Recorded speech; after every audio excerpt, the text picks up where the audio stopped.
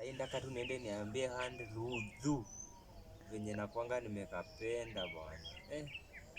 Sasa ndaka tu nika-introduce hata kwa mama yangu akajua. Ati Rudhu hako na jina tu kama ya Wakikuyu. Mkulima? Endo uchukue mahindi pale uende ushiage.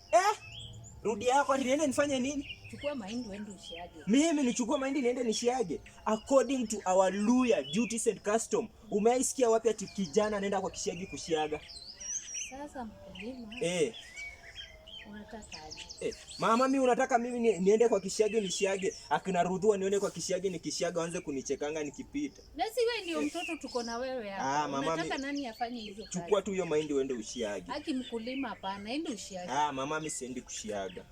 Mimi nataka kuosha vyombo. Wewe ende ushiage. Mimi wacha niende kwa mtoni huko chini. Rudhu ameniambia niende date, alafu ananiambia niende nishiage. Sawa, na uende kwa kina Rudhu uishi nao kabisa. Mama mimi siwezi utakula kwa hii nyumba. Hiyo ni nyumba ya babangu, tumeenda rudi. Utakula kwa hii nyumba, usirudi kwa hii nyumba.